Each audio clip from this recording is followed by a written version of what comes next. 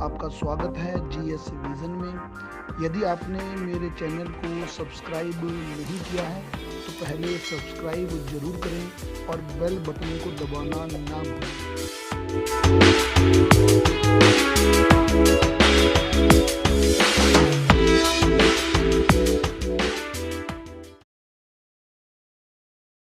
Hello दोस्तों, GS vision के YouTube channel पर आप सभी का फिर से स्वागत करता हूं। हम संविधान में सीरीज़ पढ़ रहे थे राष्ट्रपति, और राष्ट्रपति चुनाव पढ़ा और उसके बाद राष्ट्रपति की शक्तियां पढ़ी। राष्ट्रपति की शक्तियों में मैंने आपको कार्यपालिका शक्तियां बता दी थी। आज हम राष्ट्रपति की विधायी शक्तियों पर चर्चा करेंगे, यानी कि राष्ट्रपति की विधायी या व्यवस्थापिका या लेजिस्लेटिव पावर कौन सी होती है। अच्छा, पिछले लेक्चर के बाद कुछ बच्चों के डाउट्स थे, तो उन्होंने मेरे से व्हाट्सएप पे पूछा कि एक विद्यार्थी बोल रहा था कि सर आर्टिकल 53 और 77 में क्या अंतर है, इसको क्लियर कर दो। देखिए, आर्टिकल 53 में लिखा है कि संघ की कार्यपालिका शक्ति राष्ट्रपति में होगी, संघ की कार्यपालिका शक्ति राष्ट्रपति में होगी। और आर्टिकल 77 में ये लिखा है कि संघ की समस्त कार्यपालिका शक्ति राष्ट्रपति के नाम पर संचालित होगी, यानी कि समस्त कार्यपालिका शक्ति राष्ट्रपति के नाम पर संचालित होगी। ये 77 में लिखा है, लेकिन संघ की समस्त कार्यपालिका शक्ति राष्ट्रपति में होगी, ऐसा 53 में लिखा गया है।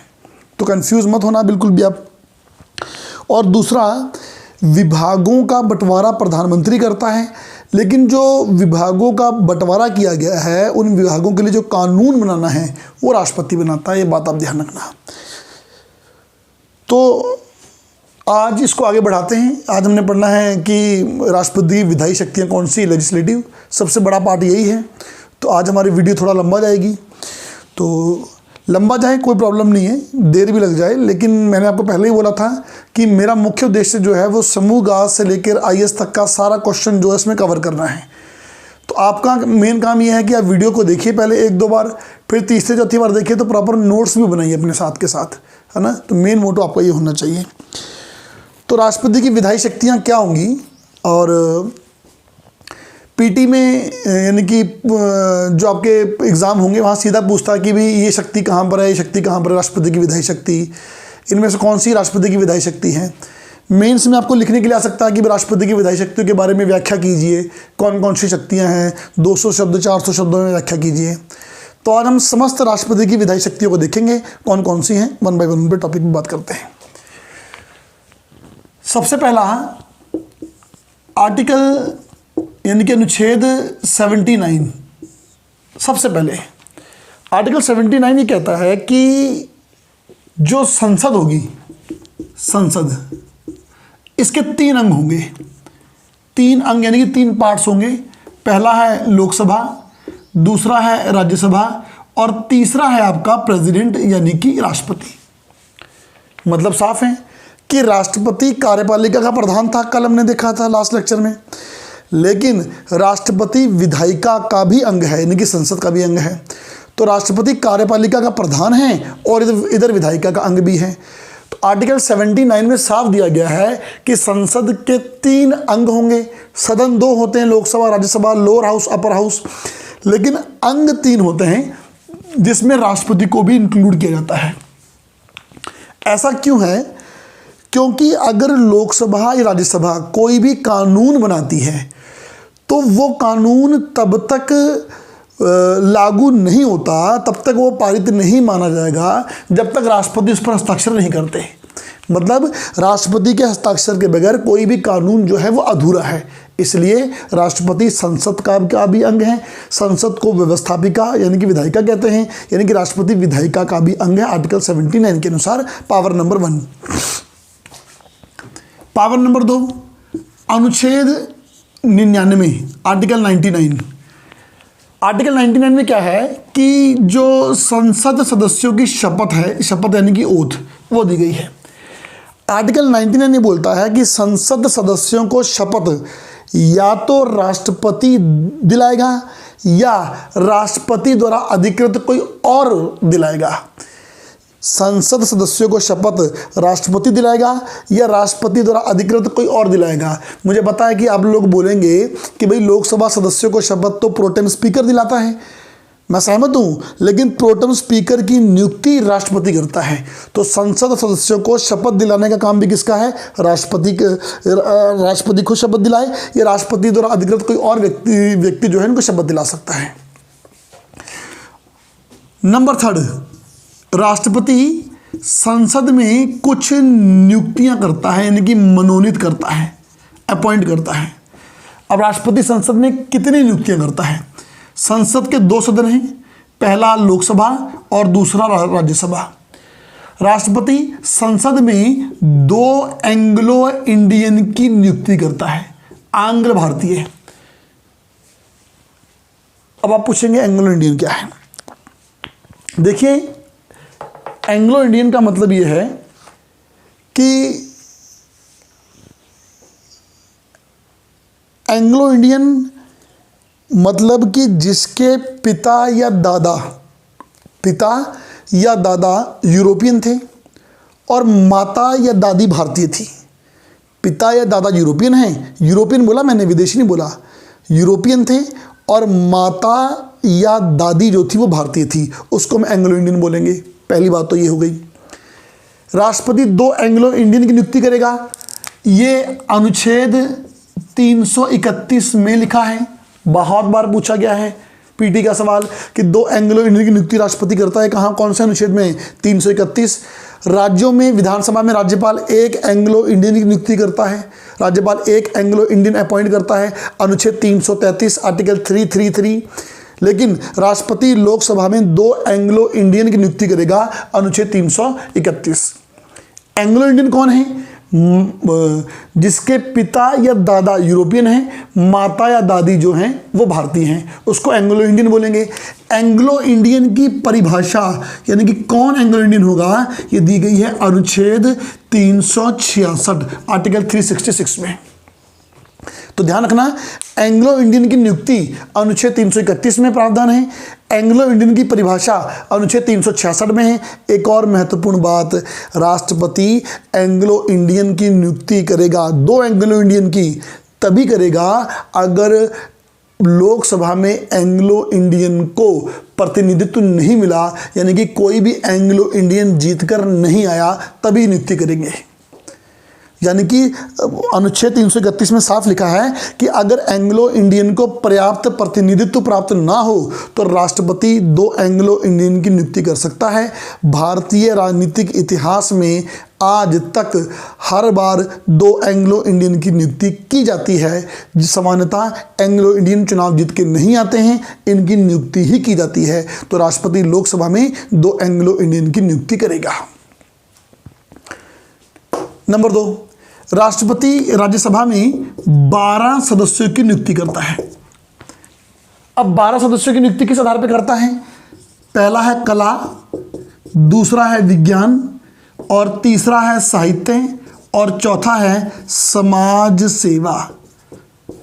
राष्ट्रपति राज्यसभा में 12 सदस्यों की नियुक्ति करेगा, कला यानी कि आर्ट, विज्ञान साइंस, साहित्य लिटरेचर, समाज सेवा सोशल सर्विस बिहार पर 12 सदस्यों की नियुक्ति करता है। सामान्यतः राष्ट्रपति ने जो भी नियुक्तियां की हैं ये राष्ट्रपति अपने विवेक से ना करके मंत्रिपरिषद की सलाह से ही करता है। अब आप लोग सोच रहे होंगे कि राज्यसभा में 12 सदस्य नियुक्त हो रहे हैं कला, विज्ञान, साहित्य, समाज सेवा के आधार पर, तो सचिन तेंदुलकर को क्यों किया गया, मैरी कॉम को क्यों किया गया, नवजोत सिंह सिद्धू को क्यों किया गया, रेखा आर्य को क्यों किया गया? क्या वजह थी, इनको कैसे कर दिया हमने? क्योंकि खेल तो उसमें दिया नहीं है। तो ध्यान रखना कि रेखा आर्य को इसलिए किया गया क्योंकि वो एक कलाकार हैं, वो भी कला के अंदर आ गया। स्पोर्ट्समैन सचिन तेंदुलकर, मैरी कॉम, नवजोत सिंह सिद्धू को किया गया क्योंकि ये जो हैं ये स्पोर्ट्समैन यानी कि खेलते हैं और खेलना भी क्या है, एक कला है। तो ध्यान रखना कि राज्यसभा में 12 सदस्यों की नियुक्ति के पीछे सिर्फ 4 आधार हैं, कला, विज्ञान, साहित्य और समाज सेवा। इसके अलावा राष्ट्रपति की विधायी शक्तियों में राष्ट्रपति संसद के किसी भी सदन को, यानी कि या तो लोकसभा को या राज्यसभा को या दोनों को, राष्ट्रपति जो है वो आहूत कर सकता है, आहूत कर सकता है और सत्रावसान भी कर सकता है। अब इंग्लिश मीडियम वाले सोच रहे होंगे कि ये वर्ड क्या आ गया। आहूत का मतलब होता है समन, समन यानी कि राष्ट्रपति इनको सम्मन कर सकता है, और सत्रावसान का मतलब होता है प्रोरोगेशन, यानी कि राष्ट्रपति सत्रावसान भी कर सकता है। अब आहूत और सत्रावसान ये क्या हो गया, दोनों बताता हूं, लेकिन उससे पहले समझिए राष्ट्रपति संसद के किसी भी सत्र को आहूत कर सकता है, ये लिखा गया है अनुच्छेद 85 खंड 1 में। राष्ट्रपति सदन का सत्रावसान कर सकता है, ये लिखा गया है अनुच्छेद 85 खंड 2 में। ये बात ध्यान रखना। 85(1) आहूत की बात करता है, 85 खंड 2 उपखंड ए जो है वो बात करता है किसकी, सत्रावसान की। अब आहूत और सत्रावसान क्या होता है इसके लिए थोड़ा डिटेल में चलते हैं। तो होता क्या है कि देखिए, एग्जाम्पल के लिए मैं लोकसभा ले लेता हूँ या विधानसभा ले लेता हूँ। इसका जो कार्यकाल होता है वो 5 वर्ष होता है, 5 years। 1, 2, 3, 4 और 5। इन 5 वर्ष में प्रत्येक वर्ष 3 सत्र होते हैं। इन 5 वर्ष में कोई भी एक ईयर ले लीजिए, पहला, दूसरा, तीसरा, चौथा, 5वां, तो प्रत्येक वर्ष में 3 सत्र होते हैं। वो 3 सत्र कौन कौन से हैं? पहला बजट सत्र होता है, उसके बाद मानसून सत्र होता है, और उसके बाद शीतकालीन सत्र होता है, यानी कि विंटर सेशन होता है। यानी कि सामान्यतः जो संसद की बैठक है वो 3 बार होती है, एक तो बजट सत्र में, एक मानसून सत्र में, और तीसरा शीतकालीन सत्र में। अब जब कोई भी सत्र होता है, कोई भी सत्र, तो सत्र में बैठक होती है, तो जब कभी बैठक होती है तो बैठक को स्थगित किया जा सकता है, यानी कि एडजॉर्न किया जा सकता है। बैठक को स्थगित यानी कि एडजॉर्न कौन करता है? पीठासीन अधिकारी करता है। पीठासीन अधिकारी कौन? प्रिजाइडिंग ऑफिसर हो गया। यानी कि बैठक को स्थगित करना, एडजॉर्न करने का काम पीठासीन अधिकारी का होता है। पीठासीन अधिकारी जो है वो बैठक को स्थगित 2 तरीके से कर सकता है। नंबर 1 निश्चितकालीन, यानी कि फिक्स टाइम पीरियड, और दूसरा आता है अनिश्चितकालीन, यानी कि जिसमें टाइम फिक्स नहीं होता है। तो बैठक को 2 तरीके से स्थगित किया जा सकता है।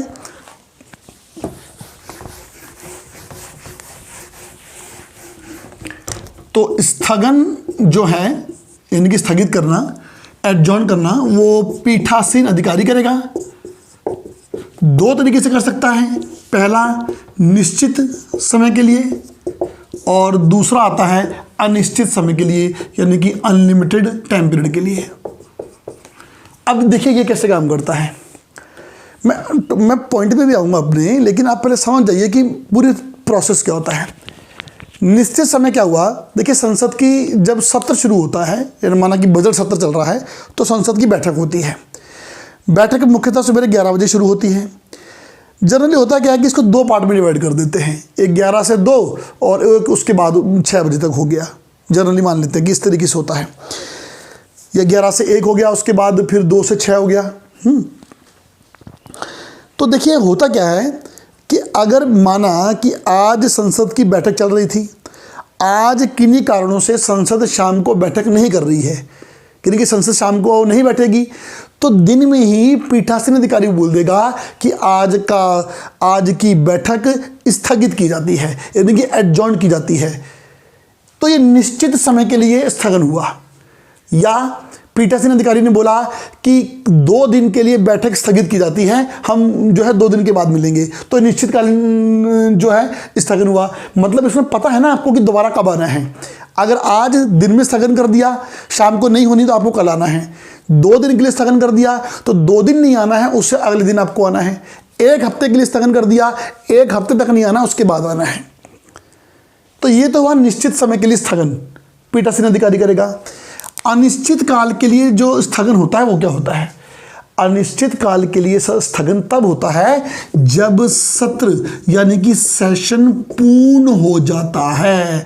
ध्यान रखना, 3 सेशन बताए थे मैंने, बजट सत्र, मानसून सत्र, शीतकालीन सत्र। जब सत्र पूरा हो जाएगा यानी कि जब सेशन पूरा हो जाएगा तब अनिश्चित समय के लिए स्थगन किया जाता है।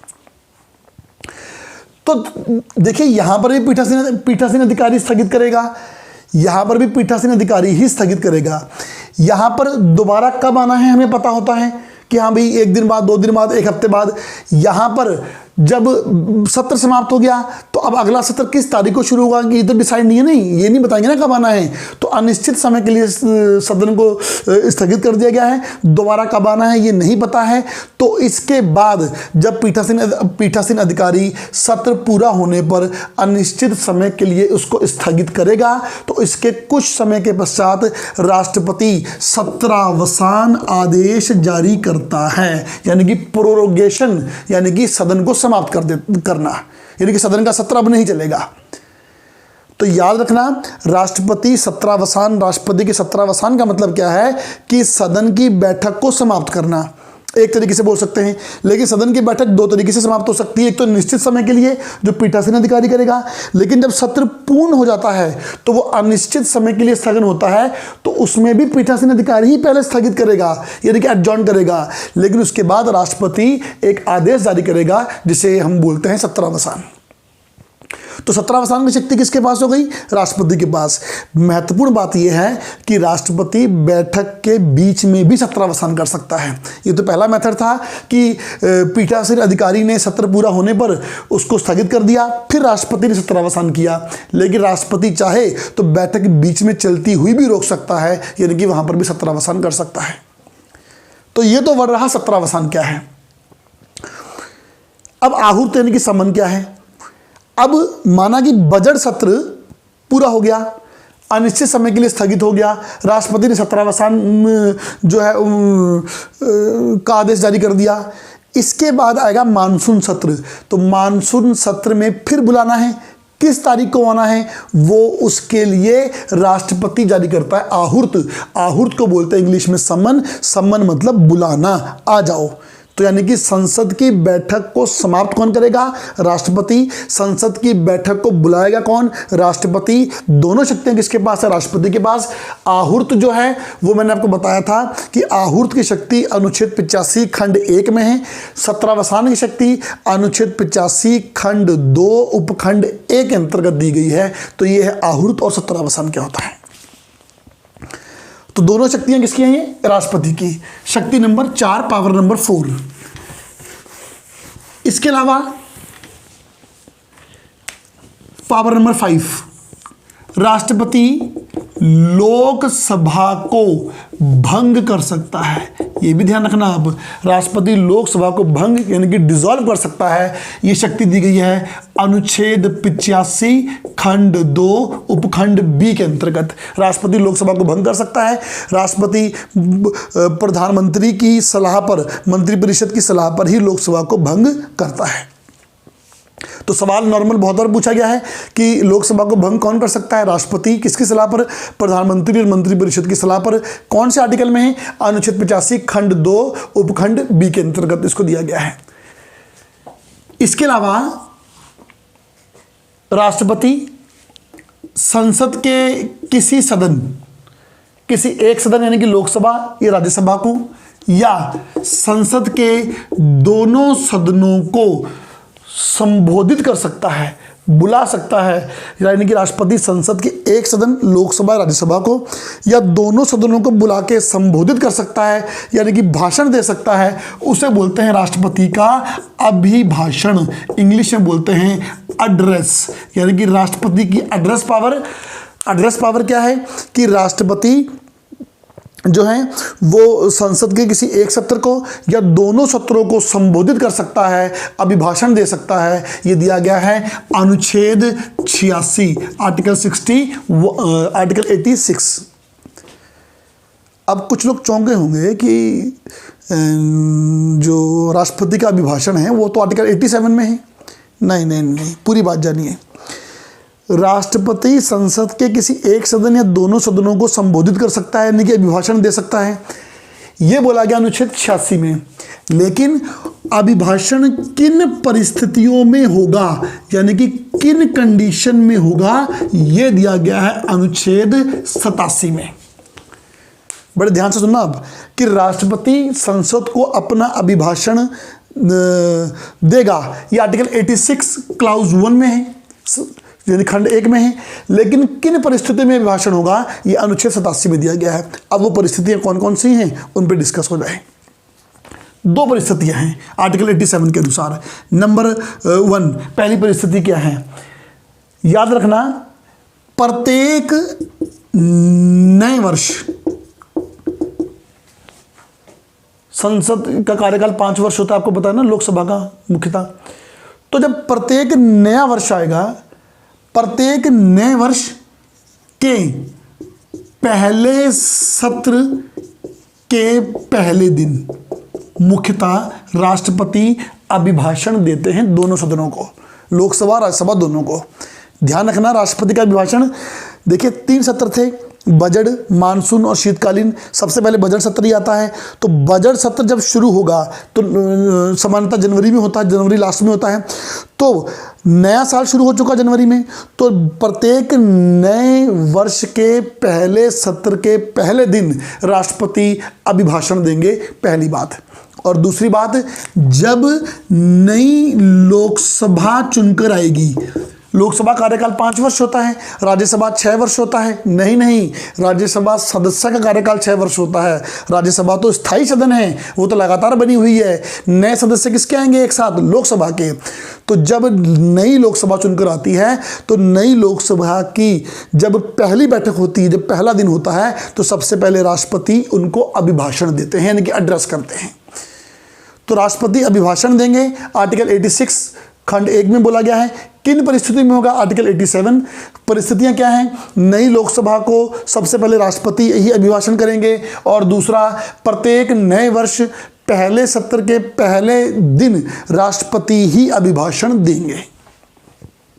ये दोनों बातें आप ध्यान रखना। इसके अलावा पावर नंबर 7 विधायी शक्तियों में अनुच्छेद 86 का खंड 2 ये बोलता है कि राष्ट्रपति चाहे तो संसद के किसी एक सदन या दोनों सदनों को, या तो एक सदन या दोनों सदनों को किसी विधेयक के बारे में, किसी बिल के बारे में संदेश यानी कि मैसेज भेज सकता है। राष्ट्रपति एक सदन या दोनों सदनों को किसी विधेयक के बारे में संदेश भेज सकता है या कोई अन्य संदेश भी भेज सकता है। और राष्ट्रपति जब संसद को ऐसा कोई संदेश भेजेगा तो राष्ट्रपति उम्मीद करेगा कि संसद उस पर जल्द से जल्द शीघ्रता से कार्रवाई करे। यानी कि संसद के एक सदन या दोनों सदनों को संदेश भेजने की शक्ति किसके पास है, राष्ट्रपति के पास। कौन से आर्टिकल में है, 86 क्लाउज 2, यानी कि राष्ट्रपति की संदेश भेजने की शक्ति अनुच्छेद 86 खंड 2 के अंतर्गत।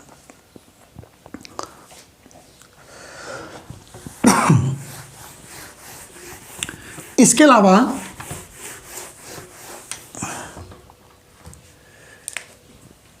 पावर नंबर 8, राष्ट्रपति जो संसद सदस्य हैं यानी कि मेंबर ऑफ पार्लियामेंट हैं, इनको इनकी निर्योग्यता मतलब डिस्क्वालिफिकेशन, यानी कि जो एमपी बना हुआ है, एमपी को उसकी सदस्यता से हटाना, राष्ट्रपति मेंबर ऑफ पार्लियामेंट को जो सांसद हैं उनको उनकी मेंबरशिप से हटा सकता है। यानी कि मेंबर ऑफ पार्लियामेंट की नियोग्यता डिस्क्वालिफिकेशन पर जो निर्णय लेगा वो कौन लेगा? राष्ट्रपति लेगा। अनुच्छेद 103 में बोला गया है। यानी कि मेंबर ऑफ पार्लियामेंट को उनके पदों से कौन हटा सकता है? राष्ट्रपति। लेकिन एक बात ध्यान रखना कि जब राष्ट्रपति मेंबर ऑफ पार्लियामेंट को उनके पदों से हटाएगा तो राष्ट्रपति इलेक्शन कमीशन की सलाह के अनुसार ही काम करेगा। यानी कि वहां पर निर्वाचन आयोग की सलाह राष्ट्रपति लेगा।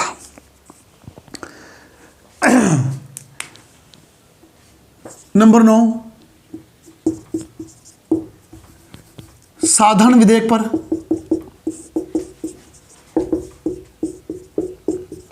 क्या शक्ति है राष्ट्रपति की? पहली बात, साधारण विधेयक सिंपल बिल क्या होता है? ये जब संसद पढ़ाऊंगा तो हमारी चर्चा का विषय होगा। मैं थोड़ा शॉर्ट में बता रहा हूँ। देखिए, बिल होते हैं 4 तरीके के। पहला सिंपल बिल, दूसरा सिंपल यानी कि साधारण विधेयक, दूसरा धन विधेयक यानी कि मनी बिल, तीसरा वित्त विधेयक यानी कि फाइनेंशियल बिल, चौथा संविधान संशोधन विधेयक यानी कि कॉन्स्टिट्यूशनल अमेंडमेंट बिल। 4 विधेयक होते हैं। संविधान संशोधन विधेयक संविधान में संशोधन करने के लिए होता है, अनुच्छेद 368 आर्टिकल 368 के अंतर्गत। धन विधेयक धन से संबंधित होता है। वित्त विधेयक धन और अन्य बातों से संबंधित होता है। साधारण विधेयक क्या होता है?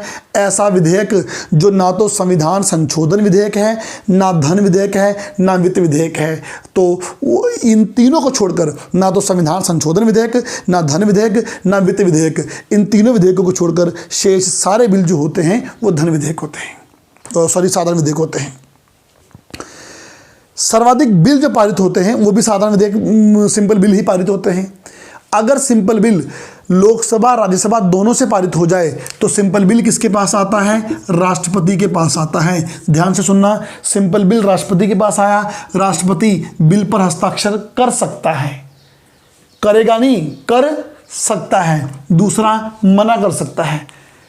राष्ट्रपति हस्ताक्षर कर सकता है और दूसरा मना कर सकता है, और तीसरा पुनर्विचार यानी कि रिकंसिडरेशन यानी कि पुनर्विचार के लिए भेज सकता है, वापस संसद को भेज सकता है।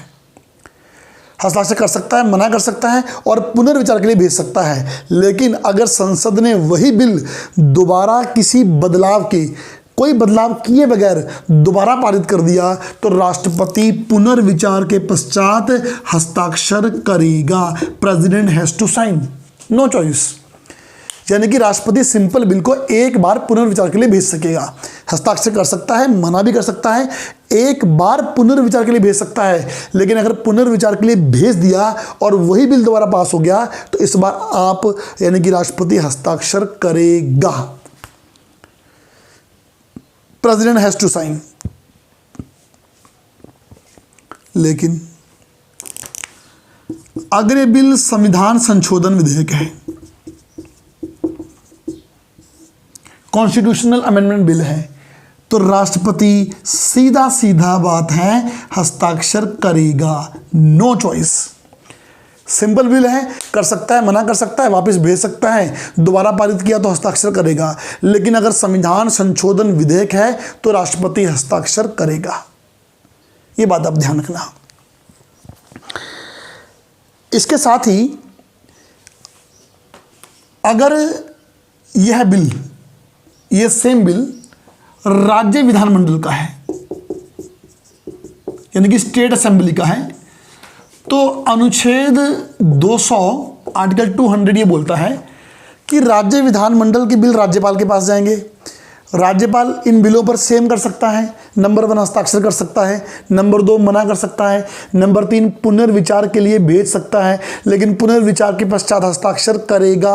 नंबर 4 राज्यपाल जो है यानी कि गवर्नर जो है वो राष्ट्रपति के लिए बिल आरक्षित कर सकता है, यानी कि राष्ट्रपति के लिए बिल को रिजर्व रख सकता है। तो गवर्नर के पास 4 चॉइस हैं, राष्ट्रपति के पास 3 चॉइस हैं। हस्ताक्षर कर सकता है, मना कर सकता है, पुनर्विचार के लिए भेज सकता है, पुनर्विचार के पश्चात हस्ताक्षर करेगा। गवर्नर के पास 4 चॉइस हैं, हस्ताक्षर कर सकता है, मना कर सकता है, पुनर्विचार के लिए भेज सकता है, पुनर्विचार के पश्चात हस्ताक्षर करेगा, या राष्ट्रपति के लिए आरक्षित रख सकता है। इसका मतलब राज्य का बिल भी राष्ट्रपति के पास आ सकता है। अब वो किन कंडीशन में आएगा वो मैं तब पढ़ाऊंगा जब राज्य पढ़ाऊंगा आपको आगे चलकर।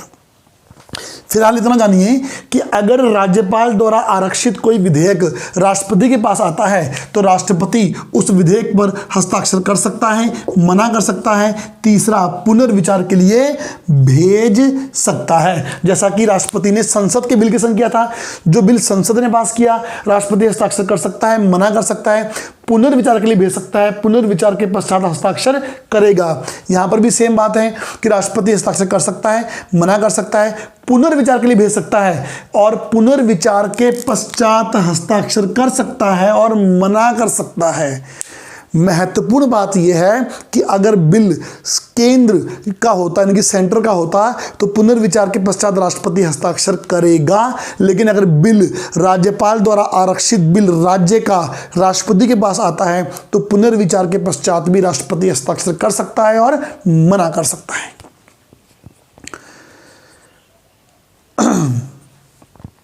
ये तो बात थी विधेयकों पर कि साधारण विधेयकों पर राष्ट्रपति के पास क्या शक्ति है, लेकिन राष्ट्रपति हस्ताक्षर कर सकता है, दूसरा मना कर सकता है। यानी कि राष्ट्रपति के पास यह भी अधिकार है कि वो मना कर दे। मना करने का अधिकार इसको बोलते हैं वीटो पावर, हिंदी में बोलते हैं निषेधाधिकार। तो मतलब क्या भारतीय राष्ट्रपति के पास निषेधाधिकार शक्ति यानी कि वीटो पावर है क्या? अगर है तो कौन कौन सी है? उससे पहले कितने वीटो पावर होती हैं? अंतर्राष्ट्रीय स्तर पर 4 वीटो पावर प्रचलित हैं। अब वो 4 वीटो पावर कौन कौन सी हैं? नंबर 1 जो वीटो पावर है वो है आपका अत्यंतिक वीटो। अत्यंतिक वीटो को बोलते हैं एब्सोल्यूट वीटो। नंबर 2 होता है आपका विशेषित वीटो, यानी कि इसको बोलते हैं सस्पेंसिव वीटो। तीसरा होता है आपका निलंबनकारी वीटो, यानी कि इसको बोलते हैं क्वालिफाइड वीटो। और चौथा होता है आपका जेबी वीटो, यानी कि इसे बोलते हैं क्या? Pocket veto. इंटरनेशनल लेवल पर सामान्यतः ये 4 वीटो चलते हैं। अब 4 वीटो का मतलब क्या है फिर देखेंगे राष्ट्रपति के पास कौन कौन सा वीटो है। सॉरी।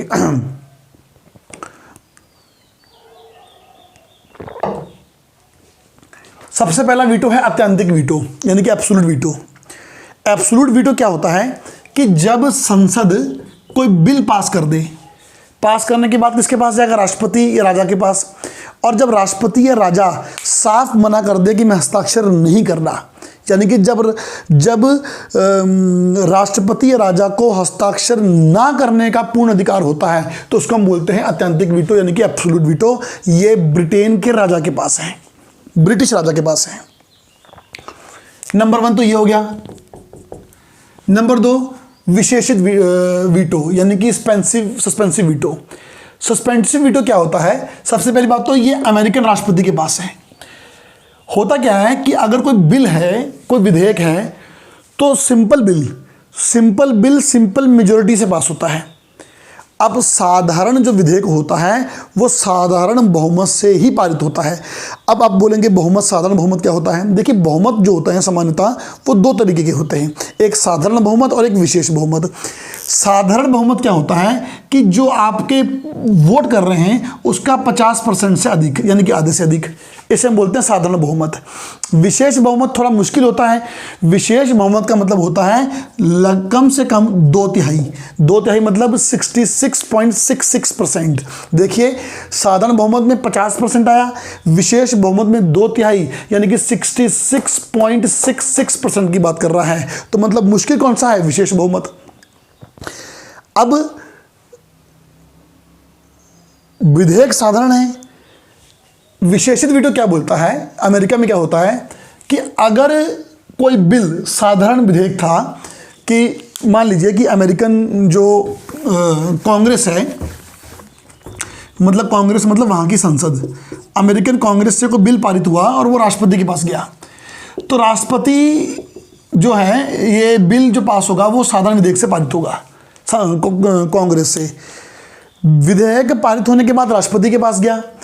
देखिए अमेरिका में एक और प्रावधान भी है कि राष्ट्रपति बिल पर क्या निर्णय ले रहा है 10 दिन के अंदर बताए, यानी कि राष्ट्रपति उस बिल को 10 दिन के अंदर वापस भेज सकता है। अगर अमेरिकन राष्ट्रपति इस बिल को वापस भेज दे तो देखिए बिल कौन सा था, साधारण विधेयक। कैसे पास हुआ था? साधारण बहुमत से पास हुआ था, सिंपल मेजोरिटी से पास हुआ था। और सिंपल मेजोरिटी क्या होता है? More than 50%।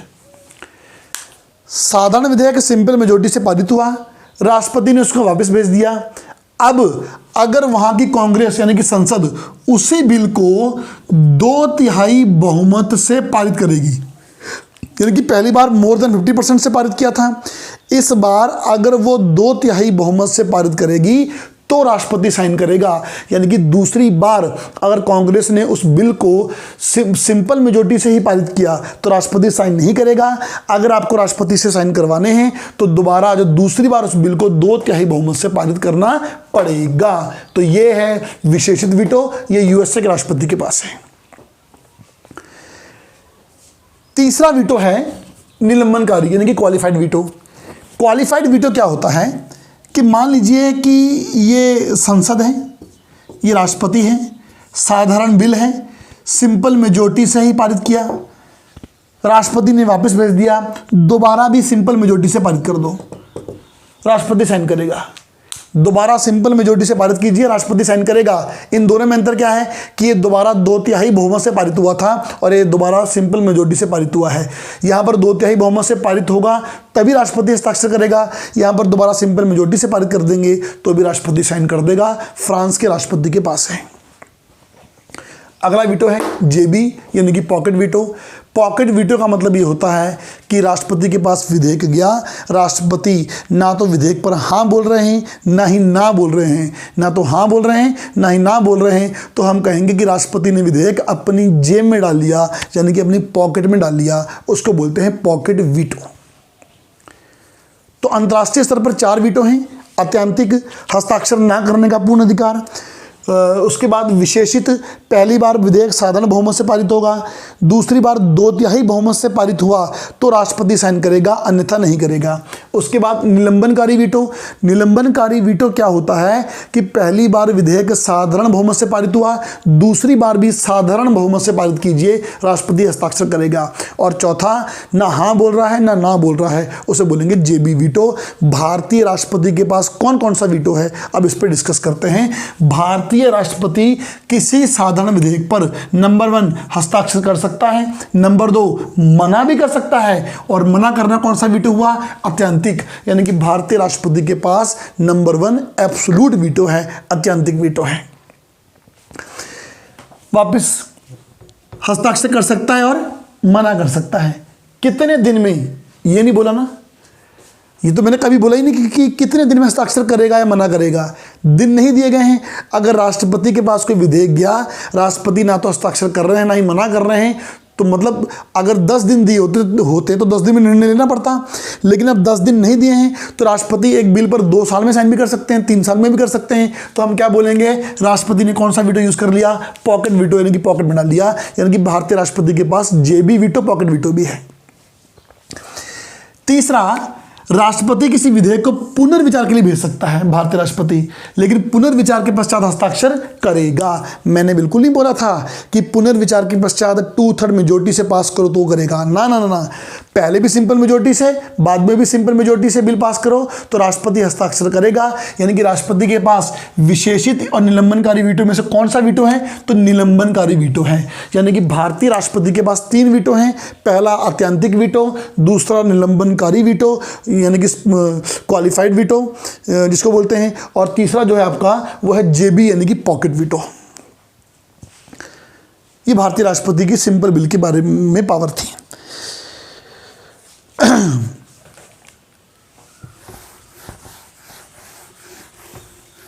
देखिए पूरी बातें मैं आपको इसलिए समझा रहा हूं ताकि आपको अलग अलग किताबें ना पढ़नी पड़े, और ये सब बात आपको इतनी सारी बहुत सारी किताबों में नहीं मिलेगी। फिर भी कोई प्रॉब्लम होती है तो आप मुझसे पर्सनली पूछ लीजिए, कोई प्रॉब्लम नहीं है। सवाल पूछिए, पूछेंगे तभी जानेंगे। सवाल आपके हमारे पास आएंगे, मैं जवाब दूंगा। जीएस पॉलिटी अपार है, अपार भंडार है इसका। कई बार ऐसा हो सकता है कि सवाल का जवाब मुझे नहीं आया, मैं देख के बता दूंगा, लेकिन जरूर बताऊंगा। जो मुहिम शुरू की है, जो पहल शुरू की है, इस पहल को हम जारी रखेंगे आगे तक।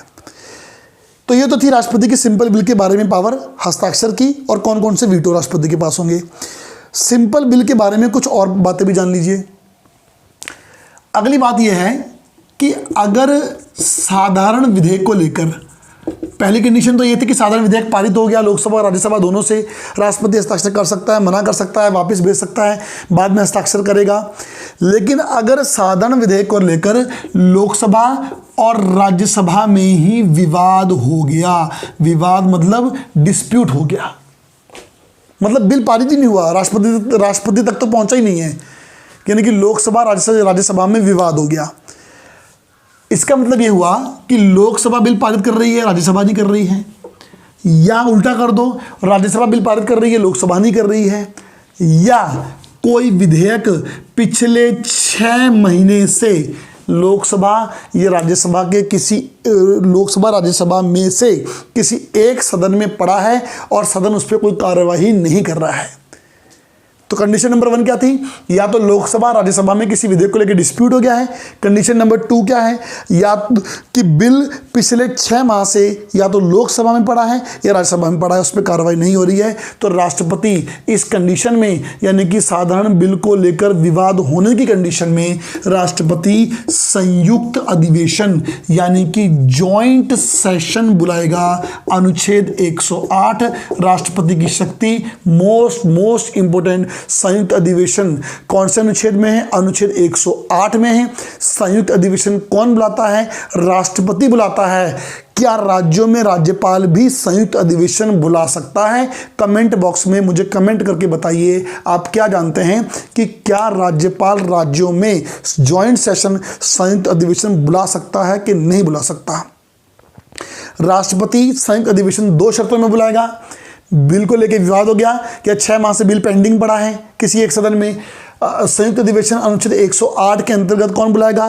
राष्ट्रपति बुलाएगा। लेकिन एक बात ध्यान रखना, राष्ट्रपति संयुक्त अधिवेशन की अध्यक्षता नहीं करते हैं। संयुक्त अधिवेशन की अध्यक्षता लोकसभा का स्पीकर करता है।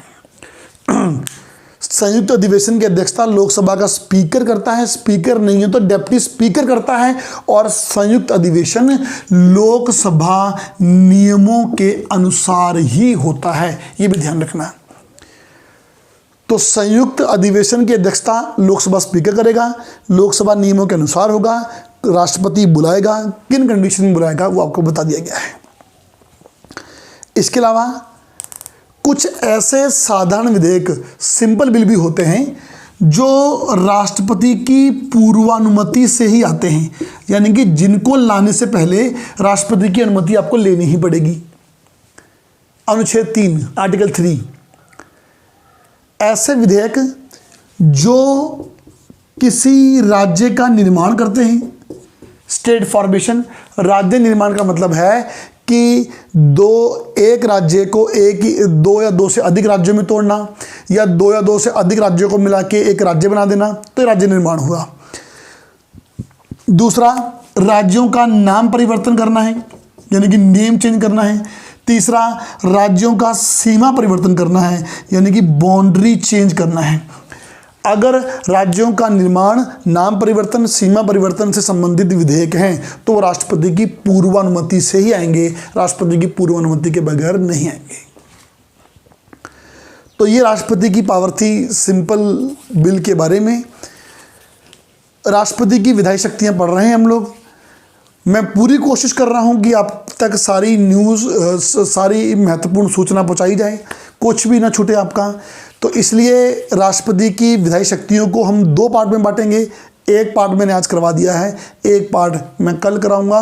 नेक्स्ट लेक्चर में आप देखेंगे कि राष्ट्रपति की बची हुई विधायी शक्तियां कौन सी हैं। तो आप अपनी पढ़ाई जारी रखें, घर बैठे बैठे घर में समय भी व्यतीत करें और साथ के साथ अपनी पढ़ाई को भी कंटिन्यू रखें और लॉकडाउन के नियमों का पालन करते जाएं। कल दोबारा फिर मिलेंगे राष्ट्रपति की विधायी शक्तियां पार्ट नंबर 2 के साथ। तब तक सभी का धन्यवाद।